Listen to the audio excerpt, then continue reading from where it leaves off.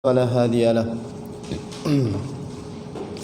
أشهد أن لا إله إلا الله وحده لا شريك له وأشهد أن محمدا عبده ورسوله اللهم صل وسلم على نبينا محمد وعلى آله وصحابته ومن تبعهم بإحسان إلى يوم الدين أما بعد.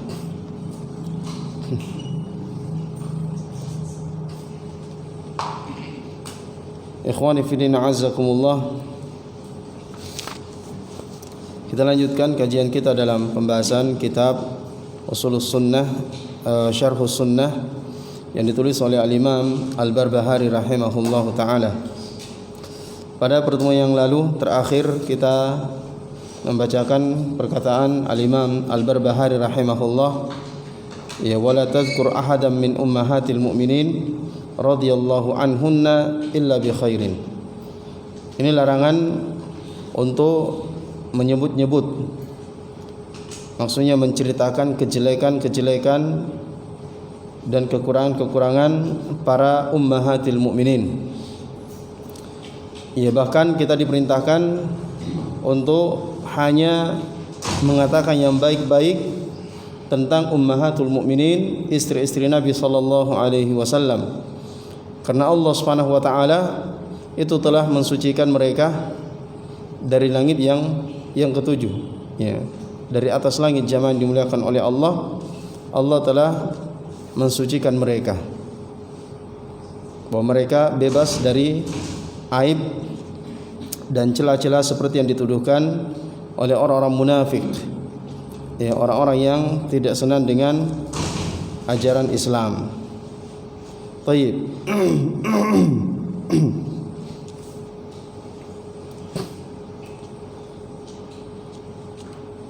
Selanjutnya beliau mengatakan, wa idza ra'aita ar-rajula yata'ahadul fara'idha fi jama'atin ma'a sultani wa ghairihi fa'lam annahu sahibu sunnah.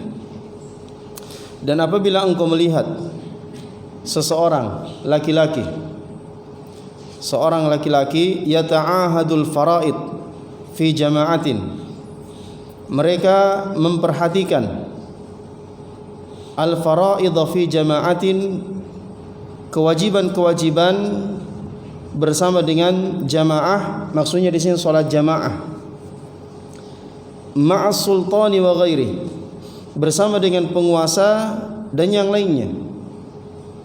Fa'lam annahu sahibu sunnah insyaallah ta'ala, maka ketahuilah bahwa sesungguhnya dia adalah sahibu sunnah, pengikut sunnah, insyaallah ta'ala, apabila Allah Subhanahu wa ta'ala menghendaki, ya.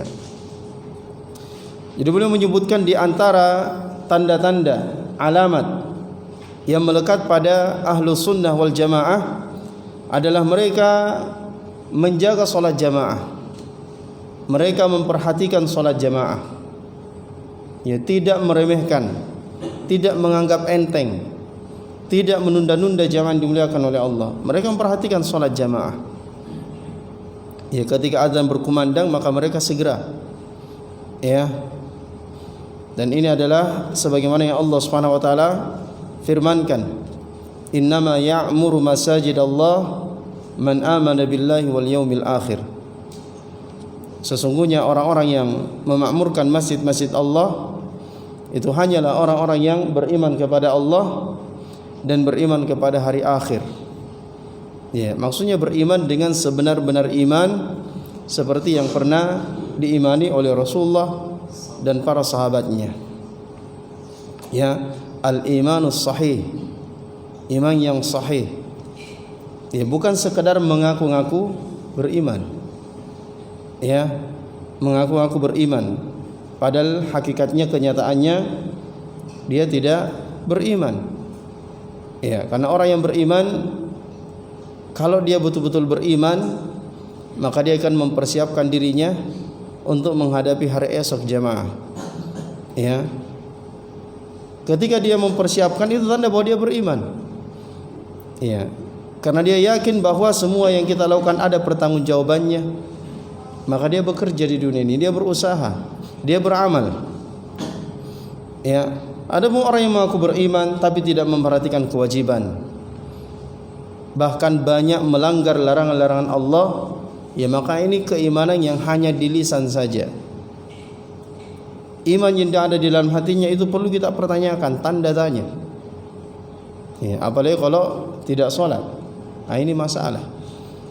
Ya, dan Nabi SAW telah mengingatkan kita bahwa al-ahdul ladzi bainana wa bainahumus shalah.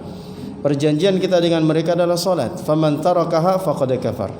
Siapa yang meninggalkan salat maka sungguh dia telah kufur kepada Allah Subhanahu wa taala. Ya. Baik. Jadi di antara tanda-tanda Ahlus Sunnah, mereka menjaga salat jamaah. Apakah yang menjadi imam itu adalah sultan, penguasa? Ya, seperti yang kita jelaskan bahwa dulu yang menjadi imam ya di masjid-masjid jami', yang menjadi imam solat Jumat, solat jamaah itu adalah penguasa, khalifah, ya, Amirul Mukminin, raja, ya, dahulu. Baik, karena dahulu kan orang-orang yang banyak orang baik, maka yang mereka pilih adalah orang baik. Ya, ada ungkapan yang mengatakan kama tuwallu yuwallu alaikum. Ya, bagaimana?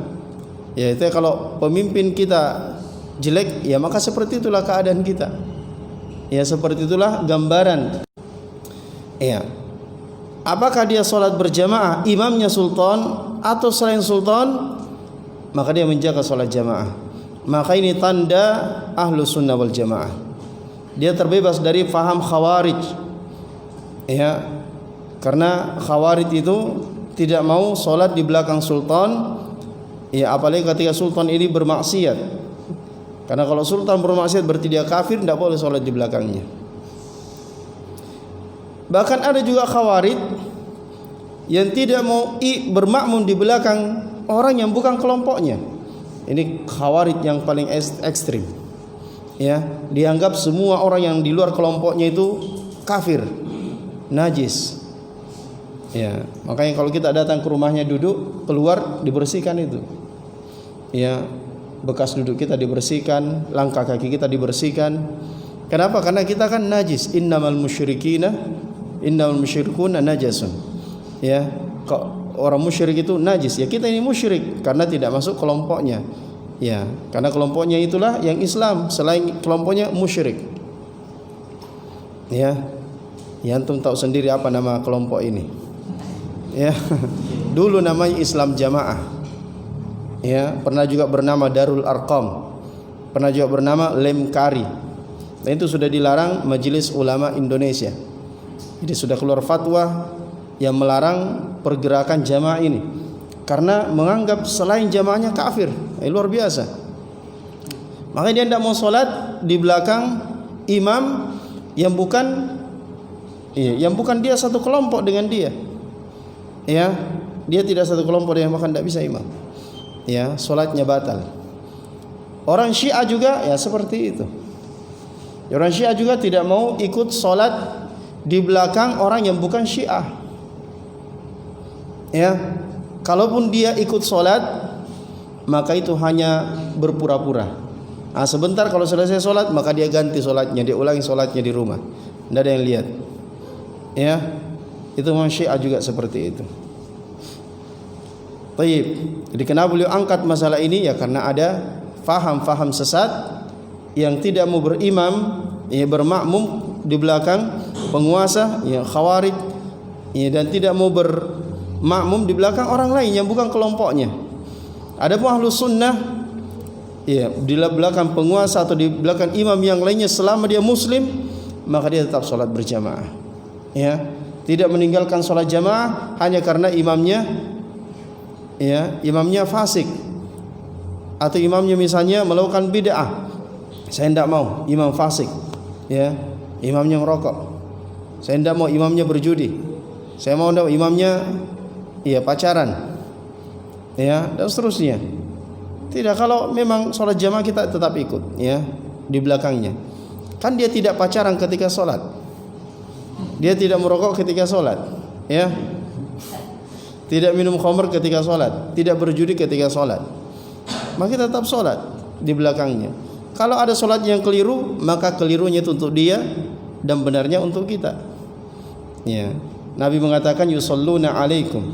Nanti kalian akan dipimpin oleh imam-imam, penguasa-penguasa yang mereka sholat atas kalian, menjadi imam atas kalian. Fa in asabu falakum walahum. Kalau mereka benar, benarnya untuk kalian dan untuk dia. Fa in akhtau, kalau sholatnya salah, falakum wa alaihim. Kalau sholatnya salah, maka salahnya untuk dia, benarnya untuk kamu. Maka tetap kita sholat di belakangnya.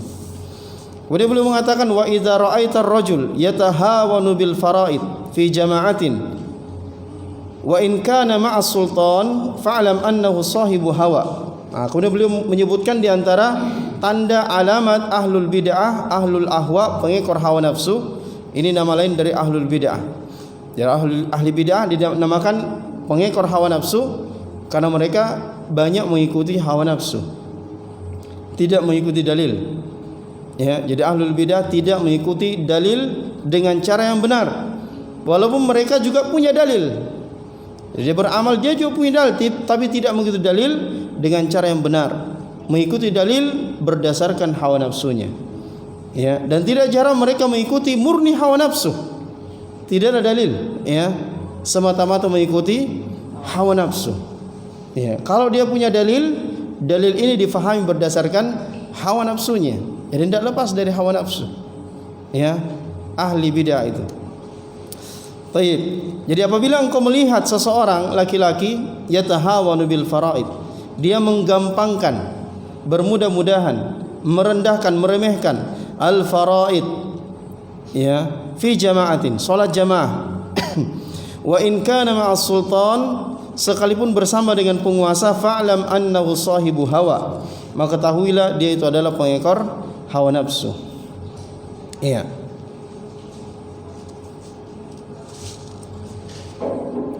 Dijelaskan oleh para ulama kita jemaah dimuliakan oleh Allah, kalau seseorang itu tidak mau sholat di belakang penguasa, ya, dia tidak mau sholat di belakang penguasa, dia meninggalkan sholat jamaah karena imamnya penguasa, ya, maka ini fahuwa sahibu hawa wa huwa minal mu'tazilah awil khawarij alladzina yukaffiruna wulatal umur, wulatal muslimin bil ma'siyah. Jadi kalau dia tidak mau sholat di belakang penguasa, ya, karena penguasa itu bermaksiat, ya, maka ini adalah pengekor hawa nafsu, ini ahli bid'ah. Ya, dia termasuk orang yang memiliki faham mu'tazilah, faham khawarij, ya, ia mengkafirkan penguasa kaum muslimin karena sebab melakukan maksiat. Adapun kalau dia tidak mau salat berjamaah di belakang imam yang bukan penguasa, ya, jadi tadi dia tidak mau salat di belakang penguasa, ya, tapi tetap salat jamaah di tempat yang lain, ya, tetap berjamaah di tempat. Tapi kalau imamnya penguasa tidak mau, ya, tidak mau. Tapi kalau di belakang yang lain dia mau, apalagi kelompoknya, wah mantap, ya, kelompoknya, maka dia mau. Maka ini sahibu hawa. Adapun kalau dia tidak mau sama sekali sholat jamaah, ya, tidak mau sama sekali sholat jamaah, maka ini adalah munafik, orang munafik, ya, munafik, ya, munafik amali, orang yang memiliki nifak amali, ya, tidak dikatakan kafir. Ya, karena Nabi SAW bersabda, "Athqalus salawat 'alal munafiqin salatul isya wa salatu al-fajr." Ya, salat yang paling berat bagi orang-orang munafik adalah salat isya dan salat fajr. Ya. Kenapa? Karena orang munafik ini nanti mau salat kalau dilihat orang. Ya, kalau tidak dilihat orang, dia tidak mau. Buat apa? Kan dia untuk riya saja. Ya, kalaupun dia ke masjid itu untuk riya saja. Oh, orang sholat juga, ya. Oh, dia juga muslim. Ya, dahulu seperti itu keadaan mereka. Dan juga berdasarkan perkataan Abdullah bin Mas'ud radhiyallahu an, beliau mengatakan walaqad ra'aituna wa ma yatakhallafu anha illa munafiqun ma'lumun nifaq. Dan sungguh kami telah melihat bahwa tidak ada yang terlambat, tertinggal dari salat jamaah kecuali orang munafik yang sudah diketahui kemunafikannya. Jadi sudah tertuduh ya sebagai orang-orang munafik. Kemudian beliau mengatakan wal halalu ma syahidta alaihi wa halafta alaihi annahu halal wa kadzalika al haram.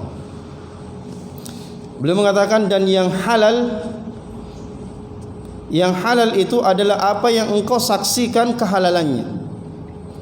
Ya, engkau berani bersaksi akan kehalalannya, wa halafta alaih, dan engkau berani untuk bersumpah ya annahu halal, bahwa ini barang ini ya yang kau dapatkan ini halal, meyakinkan halalnya, berarti dia halal. Ya, seperti saya jual HP saya 5 juta, antum datang bayar saya 5 juta, ya saya yakin ini halal karena barang yang saya jual adalah uang saya, ya barang saya, ya saya dapatkan uang ini dengan cara yang benar, dengan cara menjual barang, dan cara penjualan saya itu tidak ada di dalamnya sistem-sistem yang diharamkan. Ya, seandainya Anda diminta bersumpah atas uang hasil penjualan barang Anda itu, apakah Anda berani bersumpah uang ini halal? Maka Anda akan berani bersumpah demi Allah ini halal, karena yakin ya, Anda saksikan sendiri ini halal. Ya, tapi kalau Anda diminta bersumpah Anda ragu, ya Anda ragu, berarti dia syubhat. Tayyib. Jadi itu yang halal. Halal adalah yang kita saksikan halal dan kita berani bersumpah bahwa dia adalah sesuatu yang halal. Wa kadzalikal haram, demikian pula yang haram. Ya, yang kita saksikan keharamannya dan kita pun berani bersumpah bahwa dia adalah sesuatu yang haram. Ya. Artinya jamaah yang dimuliakan oleh Allah, di sana ada dua perkara. Ya, ada sesuatu yang halal yang jelas halalnya, dan ada yang haram yang jelas haramnya. Ya, kemudian yang ketiga ada yang syubhat. Beliau berkatakan di sini wa ma haka fi sadrika fa huwa syubhatun. Dan apa yang mengganjal di hatimu, ya, yang membuat hatimu ragu, tidak bisa memastikan bahwa ini halal atau haram, maka itulah yang dimaksud dengan syubhat. Ya, Nabi mengatakan innal halala bayyin wa innal harama bayyinun. Ya. Wa bainahuma umurun mushtabihat. Dan di antara halal dan haram ini ada yang mushtabihat, ada yang meragu-ragukan, yang tidak jelas bagi kita halal atau haram. Ya. Kata Nabi, la ya'lamuhunna katsirun minan nas. Tidak mengetahui yang syubhat ini ya kebanyakan orang. Artinya banyak orang yang tidak tahu.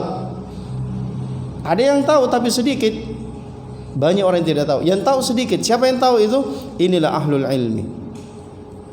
Makanya jangan dimuliakan oleh Allah, kalau kita tidak tahu status sesuatu itu, barang halal atau tidak, status suatu pekerjaan kita tidak tahu, kita ragu halal atau haram, ya, maka kita bertanya. Ketika hal itu tidak jelas bagi kita, berarti kita syubhat. Berarti syubhat bagi kita. Ya, kita tidak tahu, banyak orang yang tidak tahu, maka kita bertanya kepada yang tahu, yang sedikit, ya, yang sedikit itu kata Nabi SAW. Allah berfirman, fas'alu ahla dzikri in kuntum la ta'lamun. Bertanya kepada ahlu zikr, itu ahlul ilmi wal basirah, orang yang punya ilmu, orang yang punya basirah. In kuntum la ta'lamun, apabila kalian tidak mengetahui. Ya. Jadi ketika kita ragu, bertanya, ya, bertanya kepada ahlul ilmi, ya, tentang status pekerjaan saya, status penghasilan saya, atau status barang yang kita hasilkan, kita tanyakan. Karena itu syubhat ketika hal tersebut tidak jelas bagi kita. Baik. Selanjutnya beliau mengatakan wal masturu man bana satruhu. Ya. Al mastur, ya, orang yang tidak diketahui keadaannya, dia mastur, tertutup, tidak diketahui bagaimana hakikat orang ini. Ya, tapi nampak pada dirinya kebaikan-kebaikan, nampak kesolehan, nampak ketakwaan, ya, terlihat kebaikan pada diri orang ini adalah membana satruhu. Ya, yaitu yang jelas penutupnya. Apa penutupnya itu? Kesolehan dia, ketakwaan dia yang terlihat. Ya. Walaupun kata Nabi sallallahu alaihi wasallam at-taqwa hahuna. Takwa itu tempatnya di hati. Ya. Tapi ketakwaan itu bisa terlihat. Bisa terlihat zaman dimuliakan oleh Allah dengan perbuatan-perbuatan dia, dengan perkataan-perkataan dia, dengan sikap-sikap dia, adab-adab dia. Ya, ketakwaan seorang itu bisa terlihat di situ. Nah, orang yang seperti ini adalah orang yang mastur. Ya. Artinya orang yang mastur, tertutup jati dirinya. Ya, yang sebenarnya. Yang nampak padanya kebaikan, kesolehan, ketakwaan. Maka orang seperti ini itu tidak boleh kita bersangka buruk. Ya. Tidak boleh kita sangkai dengan sangka buruk. Kita hukumi dia berdasarkan zahirnya.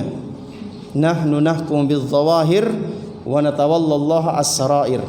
Kita hukumi dia berdasarkan zahirnya, dia zahirnya nampak bertakwa, saleh, maka kita hukumi dia dengan apa yang nampak itu. Tidak boleh kita mencari-cari kesalahannya. Tidak boleh kita curigai dia, tidak boleh kita bersangka buruk kepadanya, tidak boleh. Ya, diharamkan. Ya, kenapa? Karena tidak ada jalan.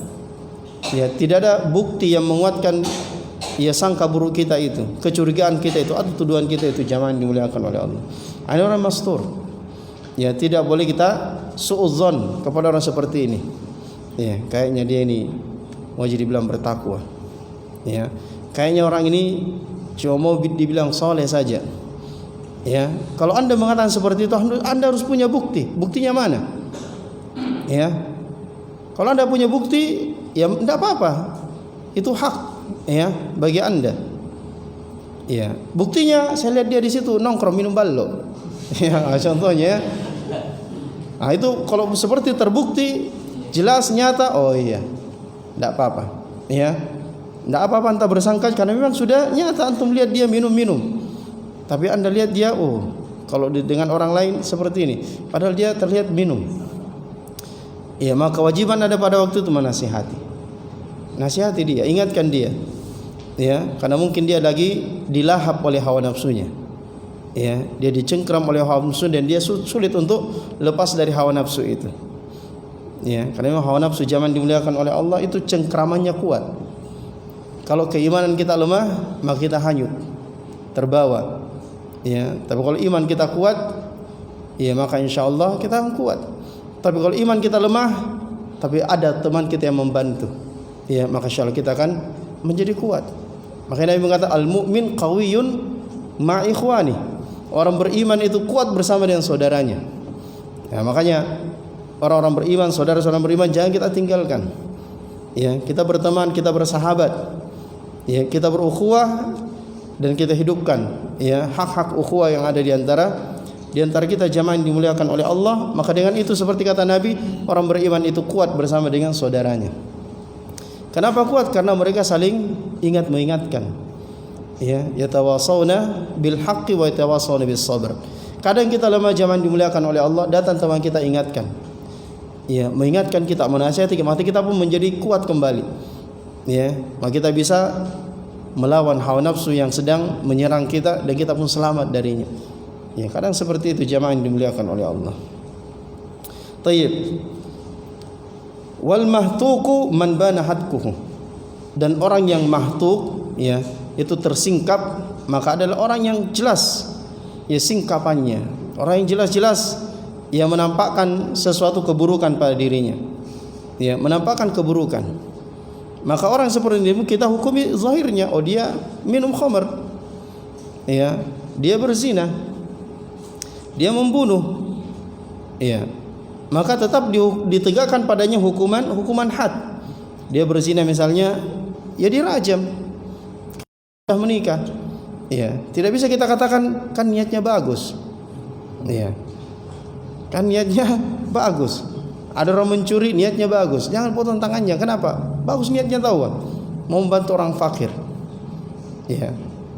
Ya kan ada seperti itu. Membantu orang tapi dengan cara mencuri. Ya, tujuan yang baik itu tidak boleh menghalalkan segala cara.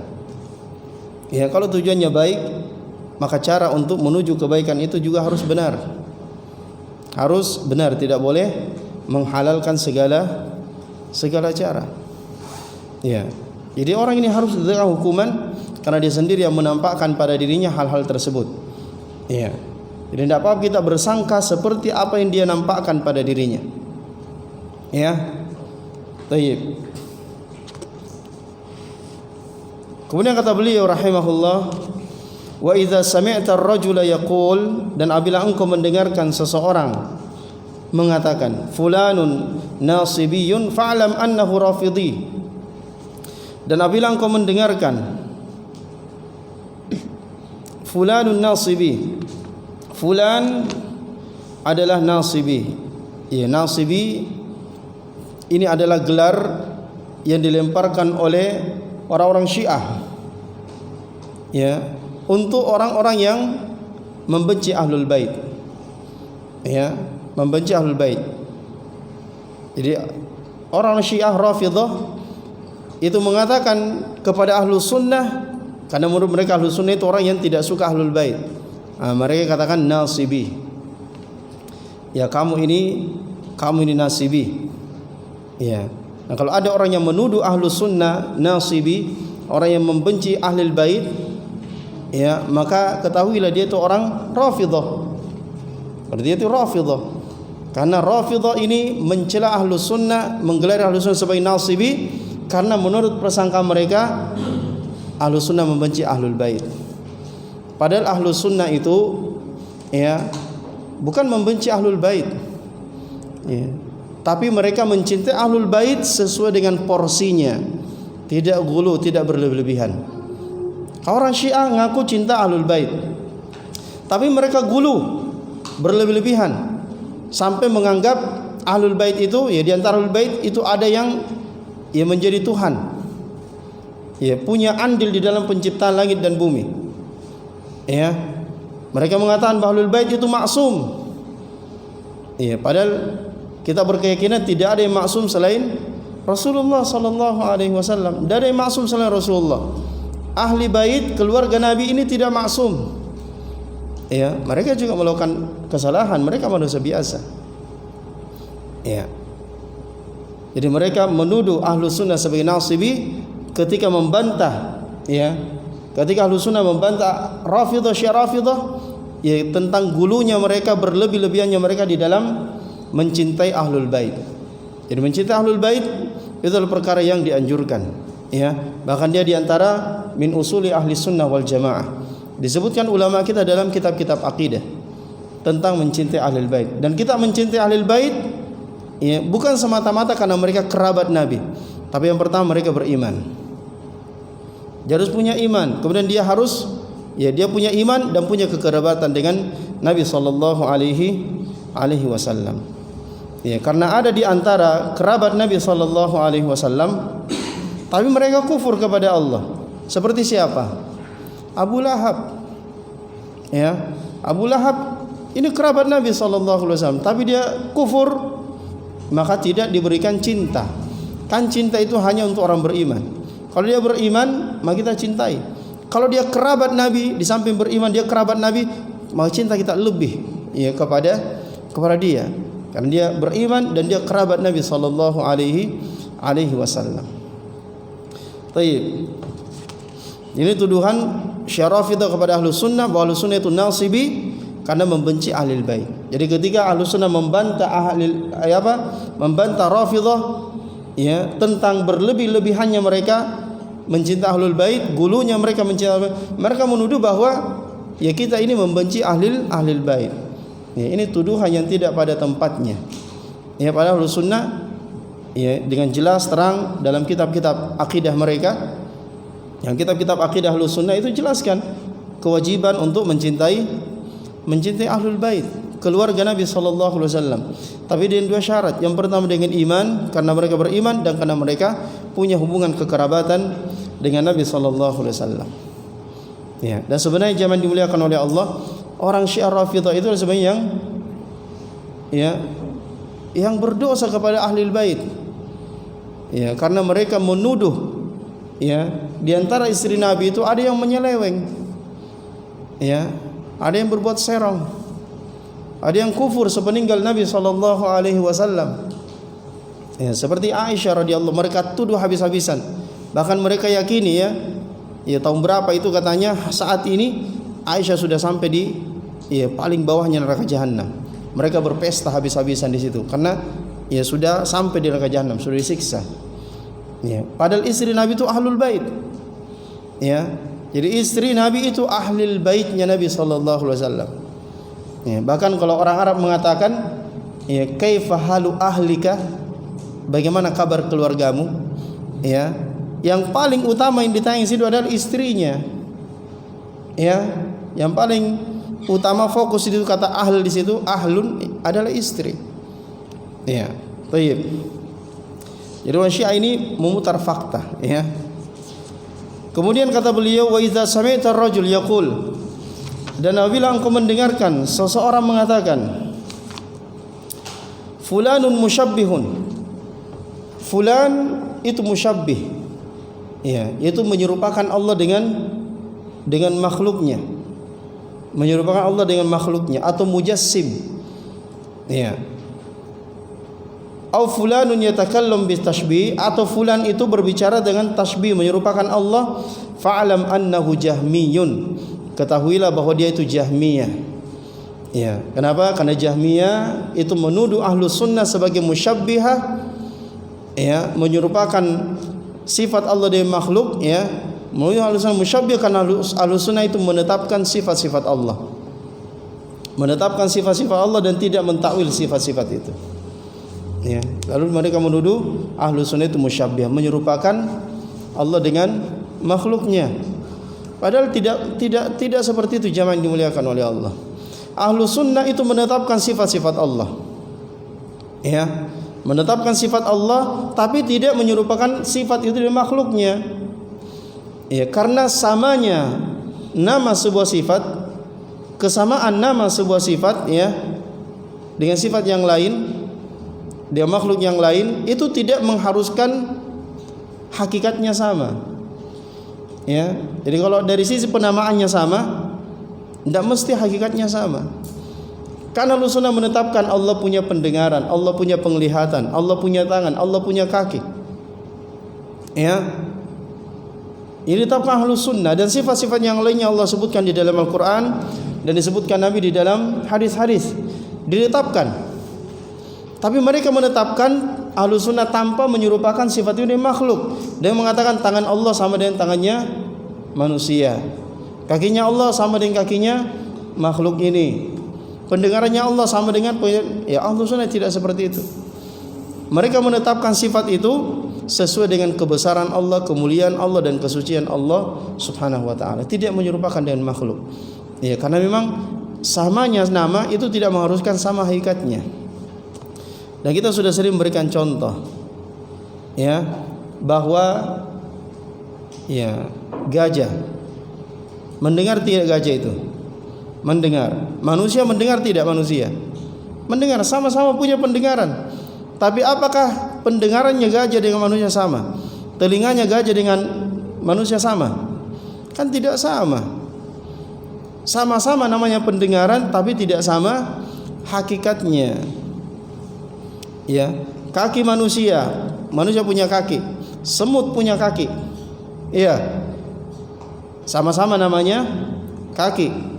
Akan tetapi hakikatnya beda. Semut manusia beda dengan semut, ya, kaki manusia beda dengan kakinya semut, walaupun sama-sama dinamakan kaki.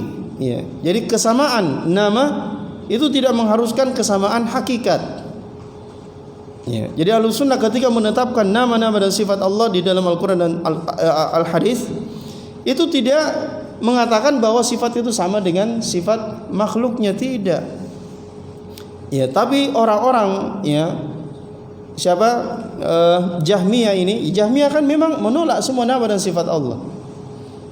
Jahmiyah itu menolak nama dan sifat-sifat Allah Subhanahu wa taala. Termasuk Mu'tazilah menolak. Kemudian Asy'ariyah, ya, Asy'ariyah ini juga menolak sebagiannya, menetapkan sebagian. Ya, Al-Maturidiyah ini juga menolak nama dan sifat Allah. Ya. Maka ketika melihat orang yang menetapkan sifat Allah, langsung dia tuduh semusyabbihah. Masalah paling tidak mesti seperti itu. Ya. Jadi menurut mereka kalau namanya sama berarti sama hakikatnya, tidak seperti itu.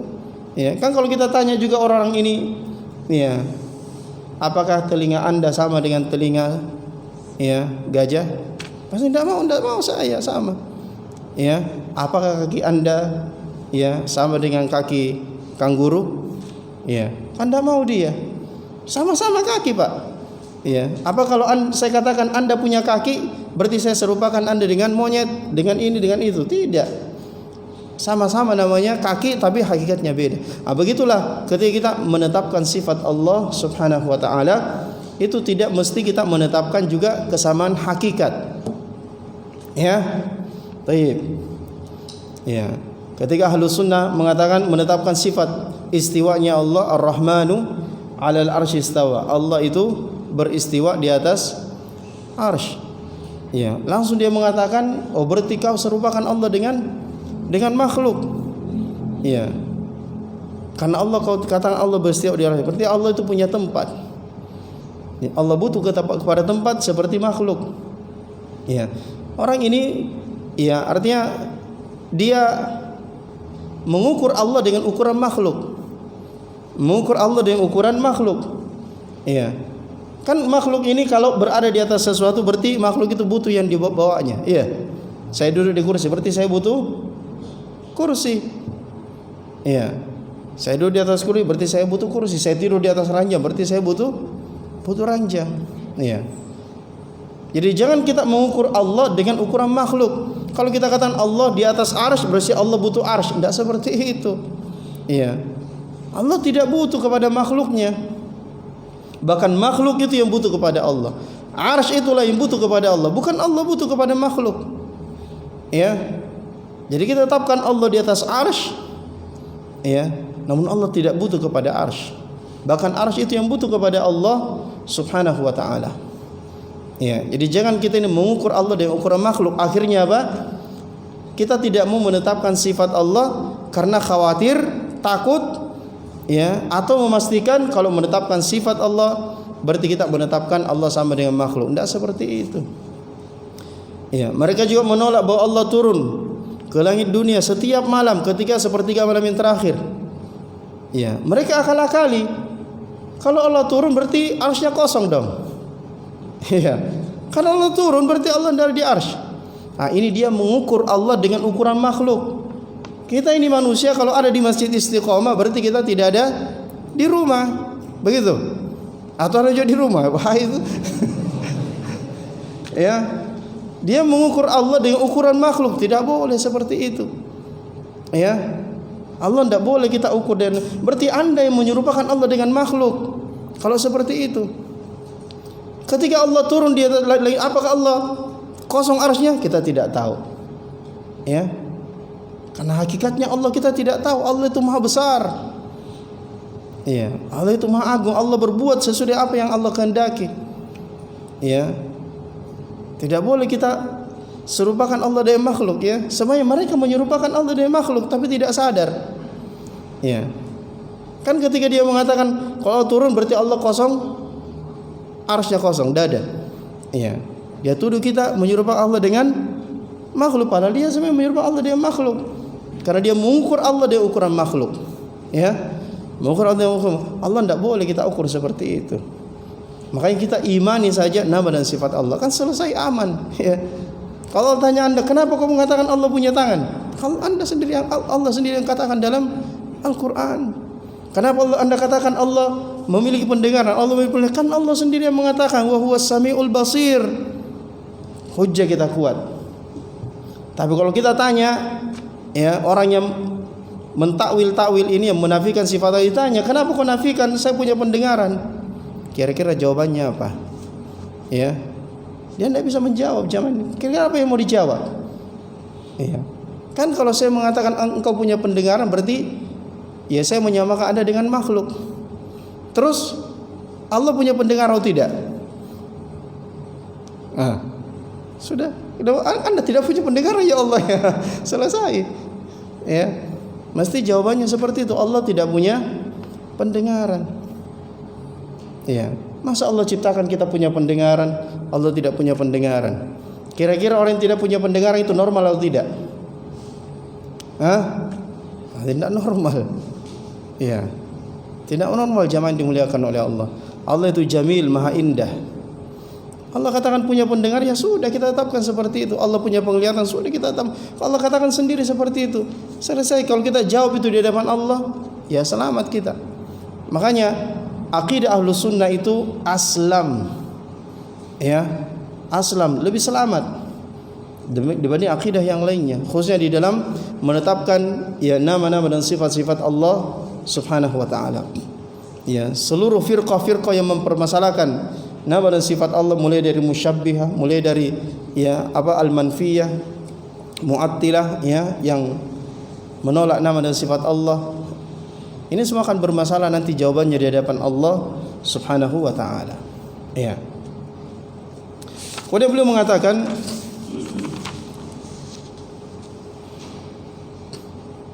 wa idza sami'ta ar-rajula yaqul takallam bit tauhid. Dan apabila engkau mendengarkan seorang mengatakan berbicaralah dengan tauhid, wasyrah liyat tauhid, jelaskan kepadaku tauhid, fa'lam annahu kharijiyun mu'taziliyun, maka ketahuilah sesungguhnya dia itu khariji, khawarij dan mu'tazilah. Kenapa? Karena mu'tazilah ya itu punya usulul khamsah, 5 dasar pokok. Ya, bukan maksudnya tauhid di sini ya adalah mengesahkan Allah di dalam beribadah, bukan itu. Tapi tauhid yang dimaksud ini adalah salah satu dari usulul khamsah yang dimiliki orang Mu'tazilah. Ya, yaitu dia punya usul khamsah. Yang pertama adalah at-tauhid. Tapi yang dimaksud dengan tauhid oleh orang-orang Mu'tazilah di situ adalah menafikan nama-nama dan sifat Allah. Itu. Menafikan nama-nama dan sifat Allah. Ya. Ini orang-orang Mu'tazilah. Ya, kalau dia mengatakan jelaskan buat tauhid, ya tauhid sudah jelas. Ya. Kita mengesahkan Allah di dalam semua bentuk peribadatan dan jauhi syirik. Itulah tauhid. Ya. Dengan itulah Allah mengutus nabinya, mengajak manusia untuk beribadah kepada Allah saja dan menjauhi tauhid, menjauhi syirik. Adapun Mu'tazilah yang dengan tauhid ada menafikan nama-nama dan sifat Allah. Ya. Tayyib. Au yaqul, atau dia mengatakan fulanun mujabbir, au yatakallamu bil ijbar, atau dia mengatakan fulan itu adalah mujabbir atau berbicara dengan al-ijbar. Ya. Berbicara dengan al-ijbar. Ya. Atau dia menuduh Ahlus Sunnah itu sebagai Jabariyah. Kenapa? Karena Ahlus Sunnah itu menetapkan takdir, menetapkan bahwa semua yang terjadi ini adalah sudah ditetapkan oleh Allah, sudah ditakdirkan oleh Allah. Ya. Kita zaman dimulai duduk di sini semua malam ini itu sudah ditakdirkan Allah. Ya, sudah ditakdirkan Allah. Apapun yang kita alami zaman dimuliakan oleh Allah, kita yakini bahwa itu adalah takdir Allah Subhanahu wa taala. Ya. Orang-orang Mu'tazilah ini juga punya pemahaman qadariyah yang menolak takdir. Dia menolak takdir, tidak ada takdir itu. Semua kejadian itu baru. Allah tidak tahu apa yang akan terjadi. Allah tidak tahu. Allah tahu kapan? Nanti setelah terjadi. Ya. Jadi menurutnya Allah tidak tahu apa yang akan terjadi. Ya. Padahal Allah tahu itu yang gaib dan yang zahir. Ya, Allah tahu. Lalu dia katakan Allah tidak tahu apa yang akan terjadi. Nah, ini keterlaluan. Ya. Menuduh Allah Subhanahu wa taala dan tuduhan-tuduhan kekurangan.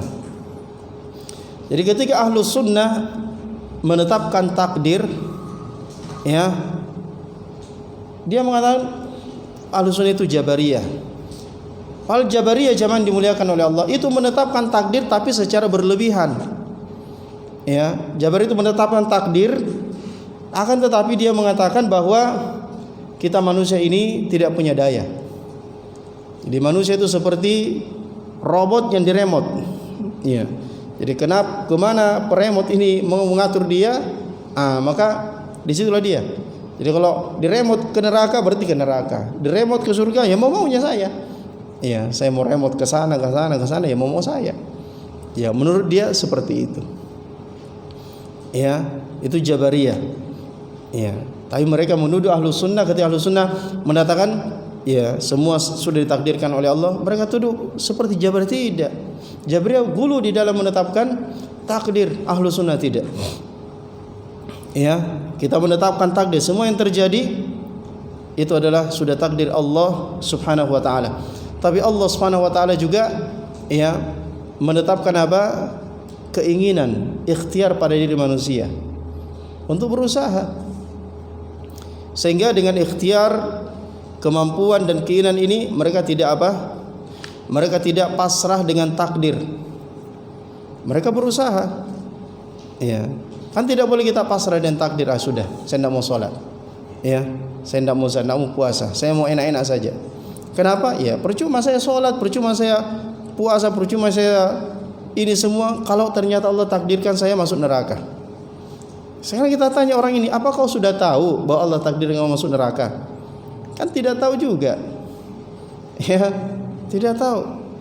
Dan Allah, Nabi mengatakan wa kullun muyassar lima khuliqalah.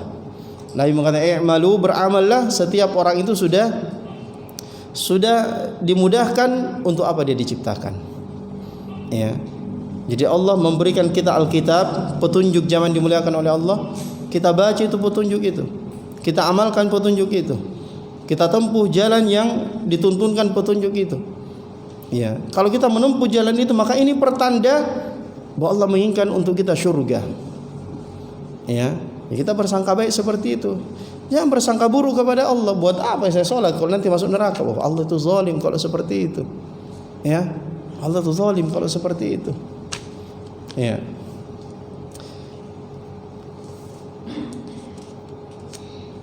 Baik. Kemudian beliau mengatakan, "Au yatakallam bil adl," atau berbicara dengan al-adl. Yang dimaksud dengan al-adl di sini adalah nafyu al-qadar, ya. Menafikan atau menolak takdir. Ya. Ini juga diantara usulul al-khamsah dari orang Mu'tazilah. Jadi di usul khamsah, di antara usul khamsah juga ada al-adl, kan 5. Salah satunya adalah tadi tauhid, kemudian al-adl. Yang dimaksud al-adl adalah menolak takdir Allah. Ya.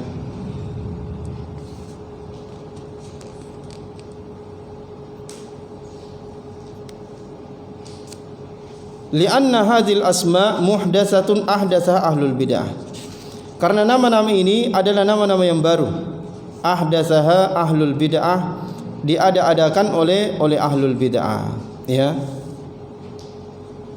Itu ahdatsaha ahlul bidah minasyiah wal jahmiyah wal mu'tazilah. Itu diadakan oleh ahlul bidah dari kalangan Syiah, ya, yang menuduh Ahlus Sunnah sebagai apa? Nasibi. Ya, Jahmiyah yang menuduh Ahlus Sunnah sebagai apa? Musyabbihah. Ya, Mu'tazilah yang menuduh Ahlus Sunnah sebagai orang yang ya Jabariyah, berlebihan di dalam menetapkan takdir padahal tidak seperti itu. Ya. Jadi yang mengada-adakan faham-faham ini, nama-nama ini adalah ahlul bid'ah. Ya. Amma Ahlus Sunnah, kata Syekh Shalih Fauzan, falam yadkhulu fi hadhil umur illa ala muqtada alkitab was sunnah. Ya. Adapun Ahlus Sunnah, mereka tidak masuk dalam perkara-perkara ini kecuali sesuai dengan Al-Qur'an dan Sunnah. Sesuai dengan tuntunan Al-Kitab dan Sunnah. Fa asbatul asma was sifat lillah. Maka mereka menetapkan nama-nama dan sifat-sifat bagi Allah. Asbatul qadr wa amanu bih. Mereka menetapkan takdir tapi tidak secara berlebihan. Wa amanu bih, dan beriman bahwa semua itu sudah ditakdirkan oleh Allah Subhanahu wa taala. Ya. Baik. Kita cukupkan sampai sini jamaah dimuliakan oleh Allah. Yang benar itu datang dari Allah, yang salah datang dari saya sendiri. Subhanakallahumma wa bihamdih, nashhadu an la ilaha illa anta, nastaghfiruka wa atubu ilaik. Wa sallallahu ala nabiyyina Muhammad wa ala alihi wa sahbihi wa sallam. Wa akhiru da'wana anil hamdulillahi rabbil alamin. Wassalamu alaikum warahmatullahi wabarakatuh.